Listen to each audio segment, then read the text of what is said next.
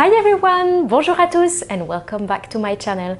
Today I would like to share with you how to make a beautiful Christmas star. C'est parti, let's get started!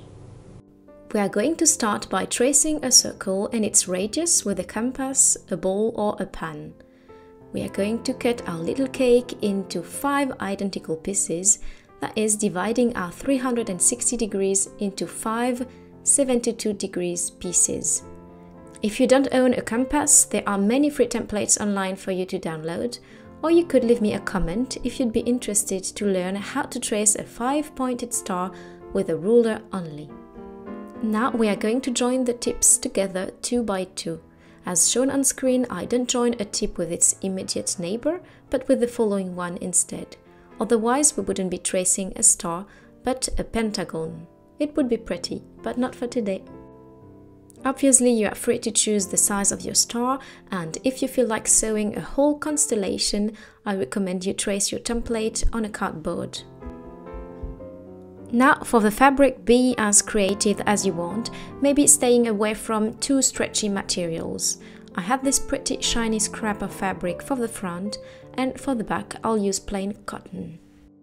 My glittery fabric being quite fragile, I just made it stronger by applying fusible on its back.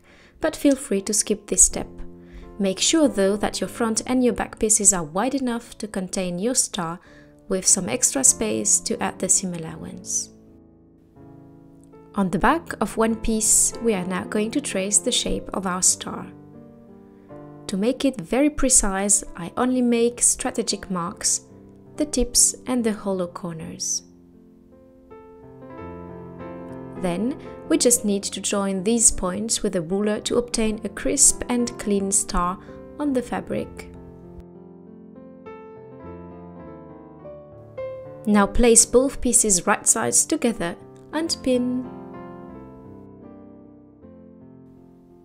On one hand point of the star, we need to make 2 marks at about 1.5 centimeters from each side.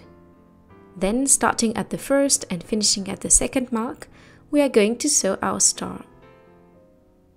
This open gap will allow us to turn the fabric right sides out afterwards.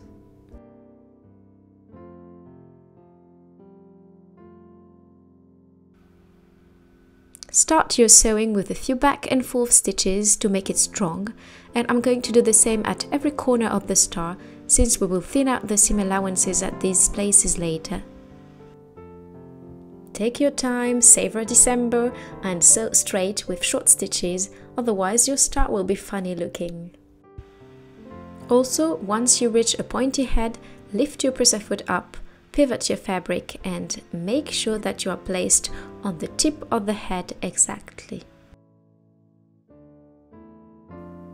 Now once we reach the end, that is our second mark, we need some more back and forth stitches, and without further ado, cut all the threads. We can now remove the pins and cut the excess fabric at about 5 mm from the sewing all around the star, except around our little opening where we will leave about 1.5 cm of fabric instead, and you'll see why later.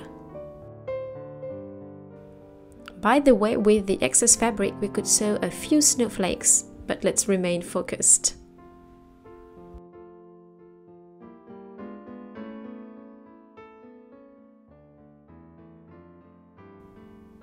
To easily turn every corner of our star inside out, we are going to thin out the fabric at the head as well as at the hollow corners. Be careful not to cut your stitches, even though we make them stronger there on purpose.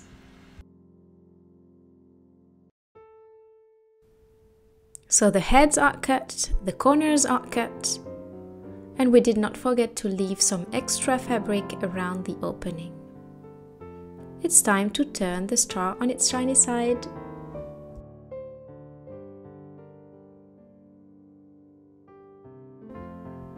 Take your time and be delicate. It can be slightly tricky, and to make it easier, you could use the tip of your scissors, for instance, but even though you're anxious to see the final result, don't let it cut through the fabric.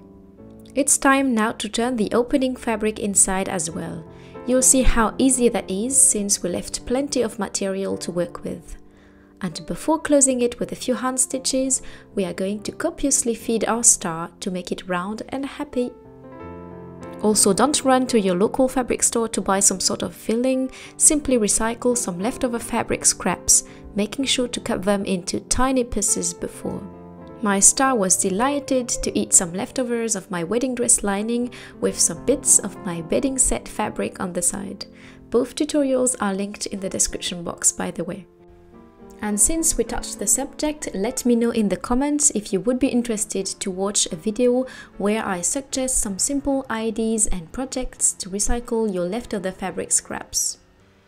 Now, to close the star, the easiest way is to not put too much filling around the opening, but to add some extra around the middle of the star to compensate.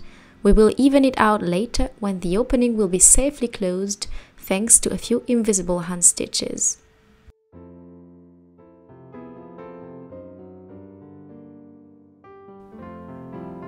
To secure your stitches, make 2 knots, pin your needle right through them and take it out at a distance of about 1 centimeter before cutting your thread.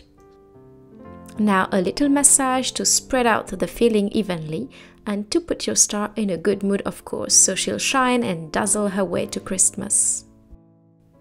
You can place it just like that on a cabinet, on a chest of drawers or on your Christmas tree, but you can also add a very thin string. I'm using something transparent since I have it at home, but a regular sewing thread in the color of your liking will be perfect as well.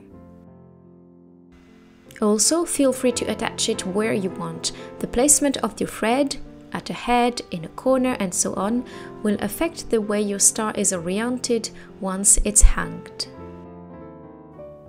And voila, it's the end of this tutorial. You still have a few days left before Christmas, which is plenty enough for you to make your own star. Also, make sure to subscribe to the channel to help me reach more people interested in joining our fun community of enthusiastic sewers. Like this video, leave me a comment, and of course enjoy the end of the year. By the way, sewing and eating chocolate at the same time is strictly forbidden.